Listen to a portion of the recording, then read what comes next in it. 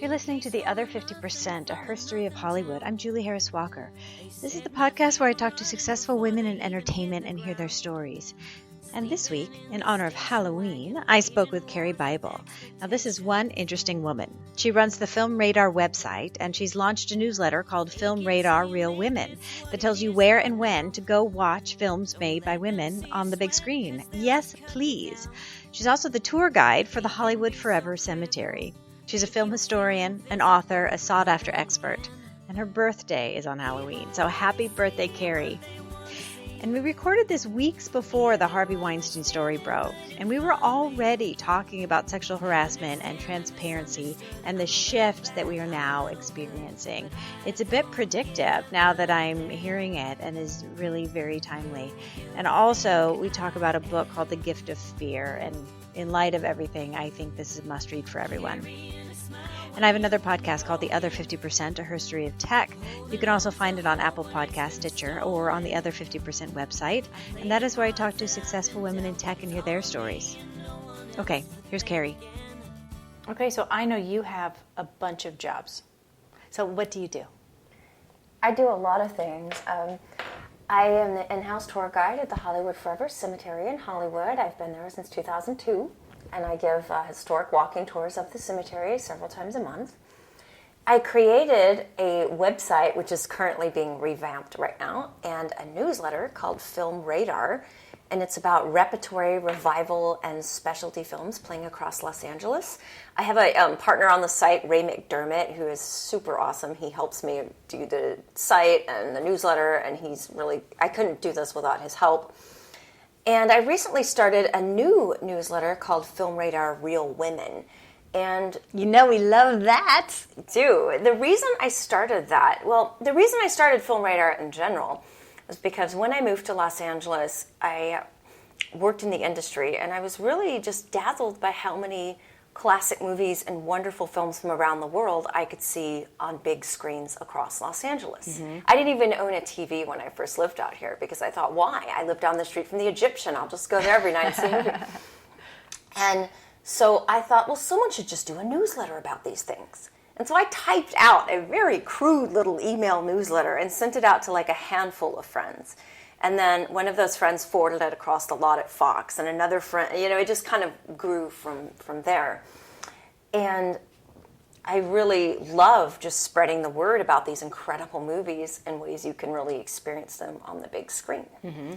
Well, the Real Women newsletter got started because a month or two ago, Robin Swicord, who I really admire, she wrote and directed a new independent film called Wakefield with Bryan Cranston and Jennifer Garner. So I went down to the Laemmle Royal to see it on opening night, and she was there for Q&A, and I was very interested to see her. And there were maybe 20 people in the audience. And I looked around and I thought, what on earth? This is a Friday night. This is a known woman in the industry who's directed a new film. Why is this theater full? And I just sat there kind of fuming about the whole thing. And then on the way home, whenever I get upset about something, you can always guarantee there's some sort of action that's forthcoming behind, Yeah, you see a gap, you're going to fill it. Yes. So on the way home, I was like, I don't understand. Why weren't more people supporting this woman? Why weren't more people in this theater for this film? And she's a known quantity. So is Cranston and Gar. I don't get it. Yeah. Well, how did you find out about it? I think I went to the Laemmle's website and saw it. Yeah. And saw somehow the trailer online. And then I thought, well, this just stinks. I need to just do a newsletter that's just about films directed by women that you can go see on the big screen in Los Angeles. Because one thing that I really value in life is putting your money where your mouth is. Yeah. Because it's very easy to be what my friend calls a hashtag activist, or to get online and say, we need this, we need to do this. It's quite another thing to go, no, I'm going to vote with my pocketbook. I want to see more movies directed by women. I'm going to be there Friday night, because especially opening weekends, those are so critical, because, opening weekend is when it's make or break. Yeah, and you got to make the effort. Got to make the effort. And with a lot of stuff going to video on demand, and I think there's so many options right now that it's very overwhelming sometimes.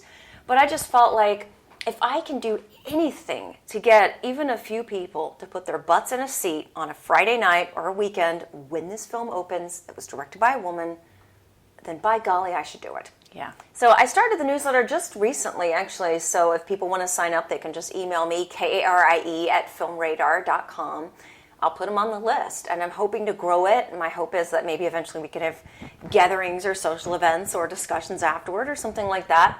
I don't know what it will morph into, but I just feel like it's important to, again, put our money where our mouth is. Yeah. Now, what's the name of the website? The website is filmradar.com. It's being revamped right now, so it's going to be overhauled, but it will be redesigned and simplified in the months ahead. But yeah, that's where they can Well, this find may take a couple months to come out, so maybe by the time perfect. it's done and your website is up. So I'll put a link to the website on my website. Perfect. So people can find you. Okay, so where did you grow up? I was born in Fort Worth, Texas. My mom worked in Fort Worth. My dad worked in Dallas, so I grew up in a little suburb in between the two cities. And what did you want to be when you grew up? Oh gosh, like a lot of kids, many things, from a detective to a cowgirl to Texas. Okay. But when I was born Halloween night, and when I was about 6, they had the horror movie matinee every Sunday afternoon at 1:00, and I saw it, and that was my first movie that I remember seeing, and it was Bela Lugosi and Dracula. And I remember pointing at the TV and being like, I want this. And I didn't know what this really meant, but what I knew is I was in love with Bela Lugosi and with movies. And every Sunday afternoon, they had this horror movie matinee. And this is way before VHS, all these other things. Yeah. So if I did not fight with my brother and I did my homework and everything, I got to watch the horror movie matinee on Sundays. Was it on the television or was it on at the a theater? television. It was on the television. Oh. We didn't have revival theaters in the area that I knew of, so this was all we had. And so Bride of Frankenstein, the Wolfman, Creature from the Black Lagoon, I always say I didn't like Barbies. I liked Bella and Boris, and those were my girlhood heroes. So I loved these movies. And my mom and dad, to their credit, they're such loving and supportive parents, and they didn't think this was weird. They just were like, well, if Karie likes Dracula, then we need to take her to the library and get her books on Bella and Boris, and we'll just get her books and she can read about these things too. So they wholeheartedly were like, if that's what you love, then you go for it and learn everything you can. And I'm so grateful for that. So I fell in love with movies, and I also loved history a lot. My parents are very into history. So every vacation, we didn't drink mixed drinks and sit on the beach. We went to historical forts and battlefields and homes and cemeteries, and our vacations were pretty much that kind of thing. And so I just fell in love with history. I went to College of Santa Fe. I think it has another title now, Santa Fe University of Art and Design or something. But I got a degree in film. I studied film production and film history. And then I graduated, and I moved to Los Angeles in the year 2000. And I've been here ever since. Because you have such kind of an old Hollywood vibe about you. I mean, you dress in vintage clothing. You have these incredible eyes of different colors. I mean, it's like you walked out of a different time when you walked in here. I kind of feel that way. Growing up, I think like a lot of girls, unfortunately, I struggled a lot with self-esteem, not thinking I'm good enough or pretty enough or thin enough or whatever. How we do. How we mostly do. And when I first moved to Los Angeles, it was still the late 90s, early 2000s swing dance craze. And I wanted to go, and I'd never done it really much before. And I thought, well, I need something to wear. And I went to a thrift shop, and I put on my first vintage dress. And I looked at myself in the mirror. And I would kind of analogize it to like the first time Bruce Wayne becomes Batman or something, the Peter Parker becomes Spider-Man. Like I looked in the mirror, and I'm like, I feel pretty. I feel good. I feel right. You found your style. I found what I am, I guess, and it was no turning back. So now there's not much modern stuff even in my closet. So that's your whole wardrobe? Mostly, yeah. I mean, I do have a few modern things, but I mean, I do a lot of reproductions these days because a lot of the original stuff is shattering and falling apart. Some of it's 90 plus years old. So, yeah, but that kind of style is just, I just felt like more myself. I felt right. And so that's kind of what I went with. And yeah. I love it. Now, Thank you. How did you get the job at the cemetery? Well, I mean, it's kind of two parallel lives I lead in Los Angeles. There's the day job life, which I've worked at HBO, I worked for an agent, I worked at Miramax, I've worked at different internet companies. And then there's the parallel life of Film Radar, the cemetery tour. When I first came out here, I worked at HBO, and then I was working for an agent. And I'm a very creative person, and I was really unsatisfied when you make coffee and roll calls and get yelled at like 12 hours a day. You weren't into that? That's weird. And I would come home at night going, God, I've got all these creative juices. I gotta do something with my creativity. And there's just more that I can do to stimulate my mind and to do something that I built. And I went to the cemetery actually just to visit. And I looked around and I just fell in love with the place. And I was like, this is spectacular. I'm so in love.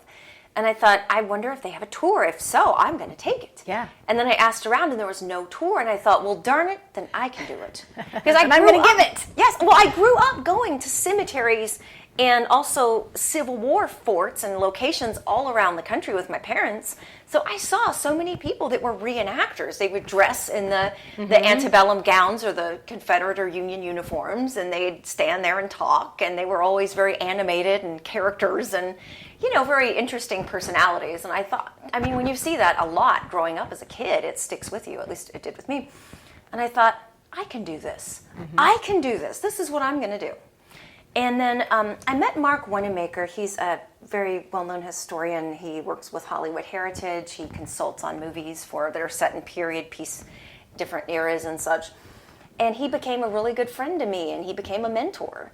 And I told him my idea, and he said, well, I know the head of the cemetery, Tyler Cassidy. Why don't I talk to him? I'll introduce you guys, and I'll help you get a foot in the door. That was handy. I was so grateful. So I met Tyler, and I kind of did a sample tour of what it is I want to do. And Tyler said, you know what? You have our blessing. Just go for it. And that was 15 years ago.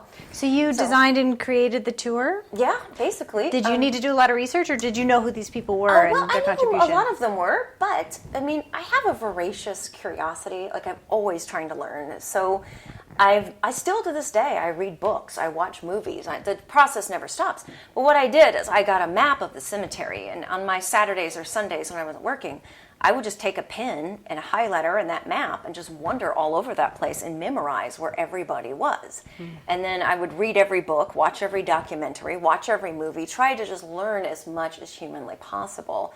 And then I kind of put together a tour, and it's definitely changed and evolved over the years because I pay very close attention to what people want, what people are interested in, and how they react. And then also, it depends on the size of the group. It depends on the age of the group. It depends on a lot of factors. But I've kind of changed and altered the tour a little over the years. But I give this, it's about 2.5 hour walking tour of the cemetery. And I cover Los Angeles history, movie history, the people at the cemetery, the stars there, the history of the cemetery. There's a lot of content that goes into that. And I love it so, so much. It's just an absolute joy. And I'm lucky. How do people book the tour? My website, cemeterytour.com. And luckily, I've been on Turner Classic Movies, CNN, and recently the History Channel and Travel Channel. Yeah, I was going to say, you've been all over television. Is it mostly as giving the tour at the cemetery? Yeah, typically, yes. I recently was on the show Mysteries at the Museum, and that had nothing to do with the cemetery. I actually talked about Dorothy Arzner, who was the only female directing movies in Hollywood from the late silent era up until the mid-40s. And I talked about her invention of the boom mic on the show Mysteries at the Museum.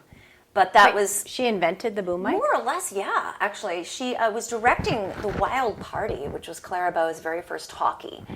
And the pressure was on. And Clara was she liked to move around all over the place, and getting her to be really still and stationary was kind of impossible.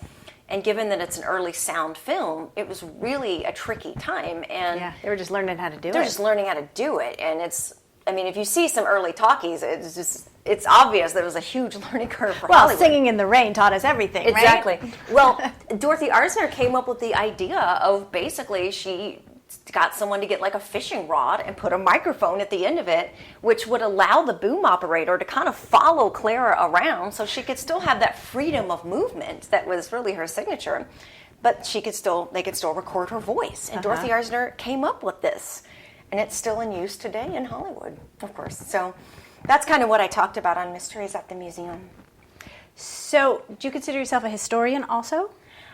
Mainly a film historian, but I just love all sorts of history. I love film history. I love history, regular history, but I think film history is kind of the thing I focus on the most. But that said, I mean, nothing happens in a vacuum. So if you talk about, say, film in the 1930s, I mean, you can't mention that without talking about the Great Depression and what was going on. And, you know, I mean, it all kind of really ties in together quite a bit. Now, you've also written a couple books. Oh, yeah, I forgot about that. Oh, yeah, that. No, I just feel like there's so much going on that sometimes I'm like, oh, wait, oh, yeah. Yeah, tell us about the books. Okay, my first book was called Location Filming in Los Angeles. It was from Arcadia, and I co-wrote that with Harry Medved and Marc Wanamaker. And I'd always wanted to do a book, but my attitude was, if I'm going to do one, I wanted it to be something that hadn't been done before, or simply there was something new to add. Because, I mean, if you think about it, like Marilyn Monroe, for example, there's like probably 50, 60 books about her. Yeah. So to me, what's your angle that hasn't been said? What can you write that hasn't been written? But when it came together for us to do that project, Marc Wanamaker has a photo archive, and tons of these photos were rare. Some of them had never, ever been published before. Now, was it locations that had been used in films? Yeah, locations that had been used in films, like how basically even from the silent era up till about the 70s, they took Hollywood and the Los Angeles area and basically made it all these different locations all over the globe, and how they used the city of Los Angeles to kind of tell all of these stories. So not just like sets on studios, but would they take streets and make it Paris? Oh, definitely, yeah. Like downtown LA is pretty much doubled for, I don't know, Pittsburgh, Cleveland, New York, and how they take, you know, all these different areas of Los Angeles and how they use. It's a photo and caption book, so there's not tons of text, but basically we found so many incredible photos, and many of them had never been published before. So for me, that was the big reason to do that. And plus working with Marc and Harry Medved, they're terrific guys, great historians, great friends, and it was so great to learn from them. My next book, Hollywood Celebrates the Holidays. Mary Mallory is a friend of mine. She's a terrific film historian. She grew up 4 hours east of me in Texas, and we never knew each other, but funnily enough, we actually watched the same classic movies on the same channel on TV as kids. Yeah. We're 10 years in age difference. She's 10 years older than I am, but we'd still like talk about getting up early in the morning to watch, you know, this or that. Well, we became friends out here in Los Angeles where we met. And we both were collecting holiday photos, just for fun, actually. I was born Halloween night, so I started collecting photos of starlets from the 20s onward at Halloween, and, you know, posing in little Halloween outfits or whatever. And one night we were kind of talking about our respective collections. And what was she collecting? She was collecting like Christmas and New Year's, and because back in the day they had so many daily newspapers, and they needed to fill them with content. And especially if you had an actress that was new and you wanted to introduce her to the public and get her name out there, you know, getting her picture taken, getting her in the newspaper. And holidays were kind of a great opportunity for that. Yeah, because you have Joan Crawford by her tree with her children. I call Joan my girl for all seasons. She didn't miss a holiday. Like, there were some stars you'd only find them at Christmas, or you'd only find them at whatever. Yeah. Joan was a girl for all seasons. So Halloween, Thanksgiving, Christmas, New Year. If she wasn't making a movie, she was posing. I mean, as simple as that. But funny. So we would collect, Mary collected all the other holidays, I collected Halloween, and we were talking one night, and we were saying, you know, I wonder if there's ever been a book done about these. We should look into that. I'd be curious. And we looked it up, and there wasn't. And we kind of looked at each other, and we're like, you know what we have to do? We have to do a book about these. So we did it. What I kind of wonder, though, is I know since I've worked in the business and stuff, I always met people that would say they were going to do projects, and they talk a lot about it, but then it would never happen. Well, welcome to LA. Welcome to LA. So I didn't want to be like that, so I really didn't tell very many people. Only a few of my friends knew this book was going to happen at all. And then when it came out, I did a post, and I had several people come up to me going, I had absolutely no idea you were even doing this. I had no idea. And I was like, well, I kind of wanted to keep it quiet until it was ready to roll and ready to... Because I was actually doing it. Yeah, I was doing it, just, doing it. And on one hand, we were afraid maybe someone would either take the idea from us or beat us to her, whatever. Or some studio would get wind of it and have the archive. Yeah, we were afraid of a lot of reasons why we just wanted to kind of keep it discreet. But then the other part of me wonders, because I've had people come up and go, if I'd only known you were doing this, I would have given you free photos. I would have helped you. And I'm like, oh, shoot. Well, there's room for another edition. Exactly. We actually we have over 400 something of these photos. I don't even have a count at the moment. So we might do another edition. We're thinking about that. It's just doing a book is a very long process. I mean, the holiday book took 3.5 years. So I'm kind of not in a hurry to rush into another one right now. Yeah. I kind of want to, we're still collecting photos. We're still, pursuing it. But I kind of want to wait until, I don't know, it feels like the right time to kind of revisit it. But, have you done any more books, or is it the 2? Just those 2 so far. Which is more than most people have done, I need to say. I know there's some people that can just crank them out. Like, since our book, Mary's done 3 more. Oh my gosh. And I'm like, I just can't crank out like that. I can't. I don't know. I'll get to it when I get to it. But I have to, So, do you know what's next for you? Well, I, still doing a lot more with my cemetery tour. Still giving those. I'd give those 3 Saturdays a month, and then by private appointment. And then I've got the Film Radar Real Women newsletter, which I'm trying to promote. I'm trying to get the Film Radar website redesigned. I have a full-time job in the middle of all this, so clean socks are like a big deal at my house. Yeah. But, what's your day job? I work for a company called Exhibitor Relations right now, as of this recording today anyway.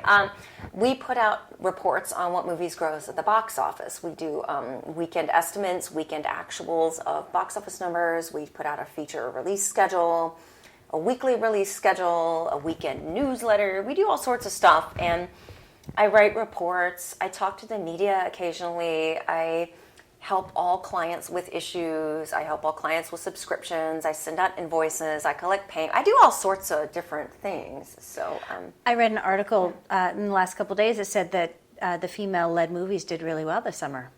That's good. That's good, because I think studios need to realize when those hit, they're not a fluke. Right. We are 50%, 51% of the population. And I get very frustrated because a lot of times when a movie comes out that does really well with a female at the center, there's always these think pieces. I do these little air quotes, think pieces. Oh yeah, she's doing air quotes. You can't see them. There's think pieces about, wow, women went and saw a movie. How did that happen? What do you think about that? And even at my job, I'll get calls. So what do you think about that? Oh, the lady's going to see Wonder Woman. And I'm like, you know what? We're 51% of the population. You make something we want to see that's good, we'll go see it. Yeah. But it's not as if we don't go to the movies. We don't make decisions. We don't have our own, disposable income. And I get really frustrated when they act like it's a fluke and it's just, this one-time thing, and this isn't really the way it's. You know what I mean? It's just so frustrating. It's really funny if the attitude becomes that women don't go see movies when really it's, what are you making that we want to go see? Well, yeah, a long time ago, I worked at this internet company after I left Miramax, and we had a meeting one day about ad sales or something, and they kept talking about how men 18 to 34 were the ideal demographic and how we needed to cater everything to them. And I never understood that. Me either. I was just an assistant. I didn't want to get in trouble, but I almost wanted to raise my hand and go, you know what? I'm in that age bracket, and I sure as heck don't know 18 to 34-year-old men that have disposable income, that just drive culture, that I just felt like it was kind of misguided to think they were the only ones that mattered. Yeah. How about women 35 to 45? Yeah. I mean, it just felt like they were excluding women altogether, excluding men that were over 34. I mean, It just felt like, okay, these are the people that matter. And I just, good Lord, it was just so frustrating. That doesn't feel quite right. It didn't. And it didn't. Again, I didn't know guys that fit into this mold, and most of my friends didn't either. I mean, like I said, I know that is a demographic, but it shouldn't be I'm not trying to disrespect any men in that category, but it shouldn't be the only one by a long shot. Yeah, and I get the feeling it still is the main demographic everyone's aiming for. Well, yeah, I think so. I mean, my parents, they love movies. They live in Georgia, and they're always telling me, there's just not a lot for someone our age. And baby boomers are a huge generation. They were called boomers for a reason. And a lot of them have disposable income. They want entertainment. They want to do something in their retirement. And when 98% of the movies are not remotely made for that audience, I don't know. It's kind of an interesting time. But I like the fall season for movies because usually that's when the Oscar-nominated films come out. They're really thoughtful adult films. So if there is stuff that applies to all these other demographics, a lot of times the falls is when we see that. You're going to see it in October. Yeah, exactly. I'm like, if I just wait till October, there'll be tons of stuff for me to see. Now, in your day job, can you see trends at the box office for the movies that are coming out? Can you look at the data that you get and kind of see how female-led movies are doing? Oh, yeah. I mean, I don't have it in front of me right now, but yeah, we have like a database and I can look up and see like how they perform and how much money the movies make in America and overseas, and even what markets overseas they do well in as well.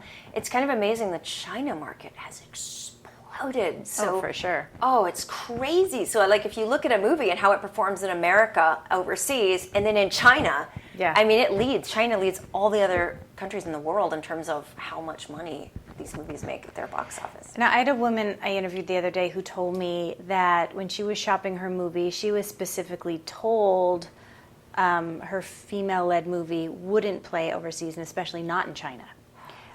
Does the data back that up as far as you know? I mean, I know you don't have it in front of you. I don't have it in front of me, so I don't know, but that's very frustrating to hear because women exist around the globe. I mean, that might be news to a few people, but it's less true. in China, Absolutely maybe. True. Yeah, it's just... God, that's so frustrating to...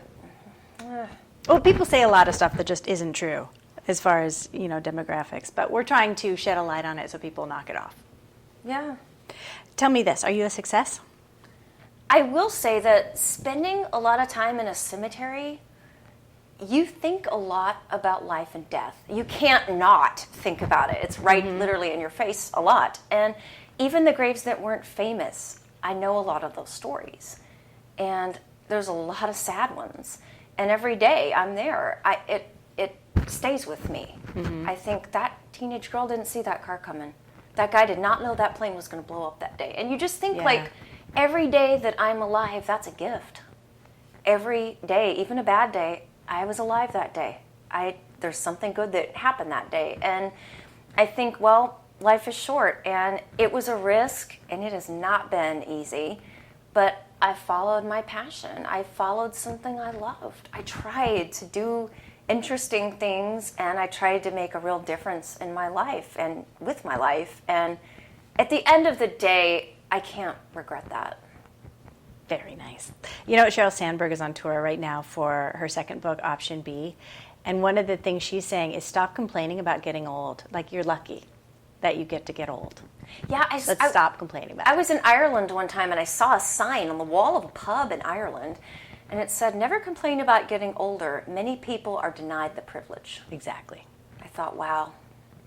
That's it. The Irish pub was right. Well, the Irish are right about so many things. Yeah, they're great people. Okay, my other question I'm going to ask you, which is funny because it seems kind of anachronistic to who you are. Are you a badass? I'm not, but I think it's really good to have goals and things to aspire to in life. So that is something to absolutely work for. Now, what have you not accomplished that you still want to accomplish? Oh, gosh. I should say not accomplished yet. There's a lot of things. I think like a lot of people, especially creative types, I have so many ideas. And for me, it's just a matter of, okay, I have like dozens of ideas. If 3 or 4 of them hit or get made or happen, I'm going to be doing so well with that ratio. So I've got a ton of ideas and goals and things I want to keep doing. So many things. I don't even know where to start. I'm also very... I think it's really important to be socially conscious, so I also do a lot of volunteering, and I volunteer for a homeless project that helps the homeless in LA. There's so many things that I'm passionate about, that I care about, that I want to do more with. It's just, sometimes I just wish there were more hours in the day. Yes. What do you think about the state of women in the world at the moment? How are we doing? To be honest, like I said with a lot of my answers, a lot of things depend on what day and time you happen to catch me. But well, how about Friday at 10:45? I think this week has felt a little intense. We've had the whole Joss Whedon's ex-wife writing that thing, the giant sexual harassment scandal, and the fallout at Cinefamily right now. So, oh yeah, and both of those situations have been right in front of me this last week, and I think that as women, we've come a long way, but I think we have so much further to go. And I mean, this is just one example. There's one woman on my cemetery tour, and I have a binder and I show pictures of the people that I'm talking about at the cemetery because I think it connects people to them. But there's one screenwriter, she wrote the 1925 version of Ben-Hur. She edited Greed, which is Eric von Stroheim's 10-hour epic masterpiece at the time. She had a tremendous hand in making Valentino a huge star and wrote multiple movies for him. I mean, she's an incredibly accomplished woman. And she's buried interred next to Valentino. And when I used to show her picture on the tour, the only thing people would say is, "Oh, she's not very attractive. Oh, she's kind of old. Oh," they just make all these comments about her looks. And it started to really make me so angry. Well, she's kind of old. Well, she had a very matronly, maternal look. She was a heavy-set woman. She only died at 39 years old, and she did look older, but that is beside the point. This was a woman who accomplished a tremendous amount in her lifetime, was so far ahead of the curve in every way. And that's what people take away with. They look at her picture, they look at her face. Yeah, well, she wasn't a Hollywood starlet, so she wasn't a starlet. She wasn't an actress. So, yeah, exactly. And I think that is very frustrating, that you're constantly judged on your age, your face, your body, your look. And there's so much more to all of us. And after I did some huge rant about that, I'm like, okay, I'm just going to have to take away the picture and I'll just tell you how awesome she is. And you just figure out, and learn for yourself. So, yeah, because if that's getting in the way of people being able to appreciate her. Exactly. That's kind of what I felt. I thought, God, this is getting in the way because people, all they do is look at that. They don't look at what she accomplished. Right. So, yeah. It's frustrating. It's frustrating. Maybe if you'd asked me a few weeks ago, I'd have a different answer. But today, I just feel like we have a lot more to accomplish. And I just kind of wonder how we can really do that sometimes. Yeah. Well, it feels to me like we're in this age of transparency and everything's coming to the surface. All the stories are coming out. The woman on Facebook who told the story about working for the talent manager who had that horrible response to her taking the day off for the Day Without a Woman's March, and his business has now gone under. But just the fact that she told the whole story and was completely transparent about it, there is a shift in that we're going to tell on you now. So knock it off. I really hope that things change and that people just finally go, this is not okay anymore. This is not acceptable anymore. Yeah, and we're done. A part of it, as I wonder too, is just educating people, trying, even when they're little, trying to teach them that, equality and to appreciate others and respect others. And, it's just, because I think a lot of these opinions and attitudes are so deeply ingrained in people. And how do you change that? How do you make people realize that you're something more and all people are something more than what's there on the surface? I think it's an evolution, and we are where we are now, which is, I think you and I are close to the same age. Grew up on Free to Be You and Me, which was probably revolutionary at the time. Like, oh, women can have jobs that aren't nurses, teachers, and secretaries. I remember as a little girl, my mother would have the fashion magazines, and I would read them in my room. And there was a lady in a short little tennis skirt with a racket like this, and it said, "You've come behind her." Virginia Slims, that's what it was. Virginia Slims cigarette ads, and it said, "You've come a long way, baby." Yeah, and it was an interesting time. But yeah, my parents raised me to think that you can do anything in the world you want to do, and I'm grateful for that, truly am. What do you think the next steps are? Toward female equality? Yes. Oh gosh. I wish I had all the answers. To be honest, Me too. Watching the news these days gives me a really bad anxiety attack because I feel like with social media and the news and everywhere, it's a bombardment of stuff, and a lot of it is so horrible. And it's really hard not to get deeply discouraged and depressed and so forth. And it's hard to figure out, how can I be part of the change? How can I be the change I want to see in the world, as the cliche goes? What is your part? What is my part? So I think for me personally, I'm still trying to figure that out. Like I said, I'm a very active person. So if there's something that troubles me, I want to do something about it.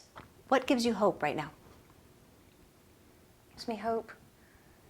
My nephew, he's 5 and he's just so amazing. And he's such a cool kid. And I think kids give me hope that life will be better. And I don't know, I think a lot of things give me hope. There's definitely, I think, reasons to, I think I have to kind of cling to hope, because I think anything else is not an option.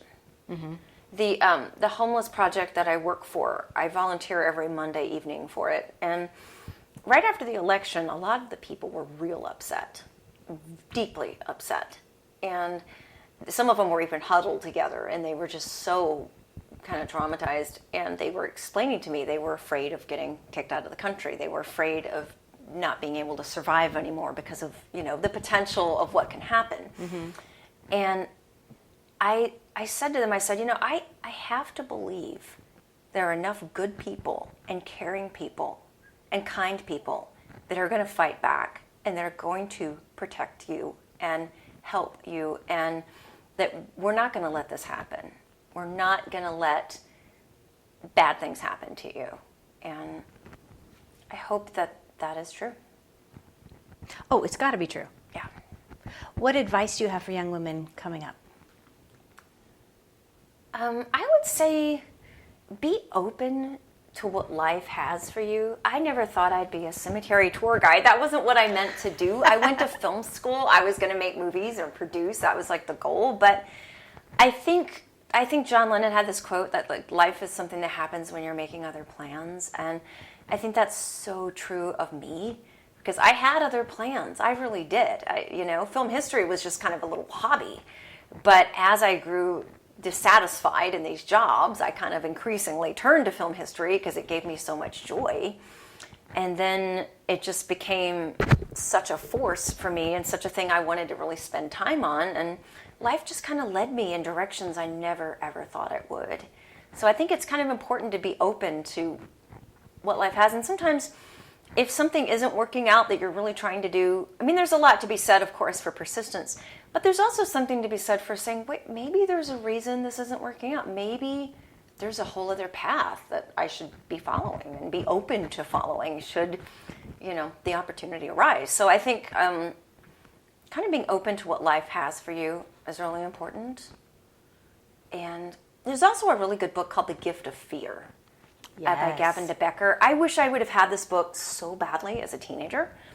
And it's for women and for men, actually, but about how to deal with violence, how to deal with workplace violence, how to deal with relationship and dating stuff, stalkers. All these kind of things that happened to me, especially when I was younger. I had no rule book for how to handle or knowledge of what this meant. And I think that book, I've told so many people to read that book.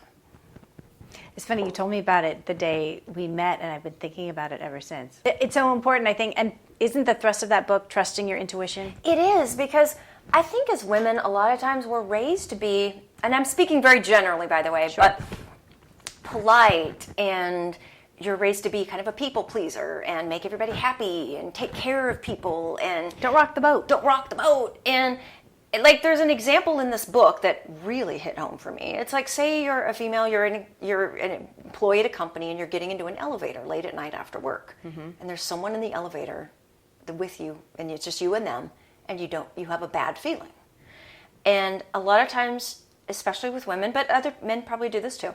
You kind of talk yourself out of fear. Like, oh God, I'm just being paranoid and this is probably fine. And, why am I acting this way? And just what, you kind of rationalize it, or you talk yourself out of certain danger. And Gavin DeBecker says that, like, if you're a rabbit and you sense a wolf coming, for example, you're not going to stand there and wonder if you're just being paranoid and ridiculous about the wolf. I'm just crazy. God, this is so my imagination that the wolf's good. You're just going to say, no, the wolf is coming, I'm out of there. Yeah. And you trust your instincts. If you feel fear, then ultimately that's a gift.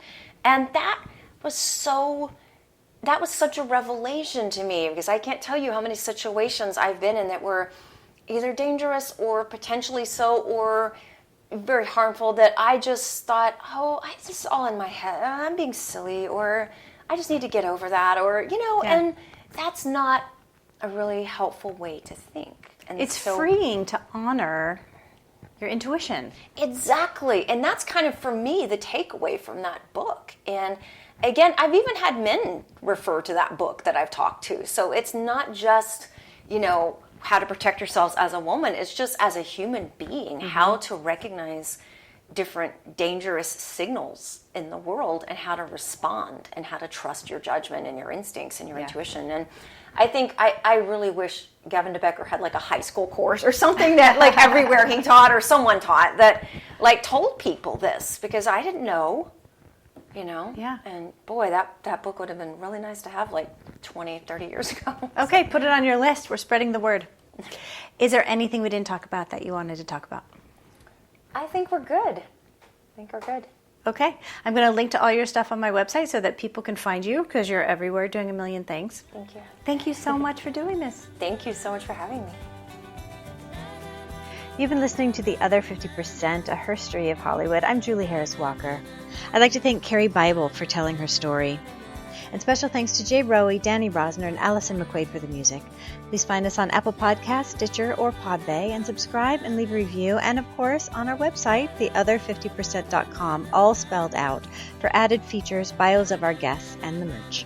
And now on YouTube, where you'll start to see these interviews on video. You can also follow us on Facebook and on Twitter at Other50%, and Instagram at Other50% Podcast. And don't forget to check out The Other 50%, a history of tech. Thanks for listening. See you next time.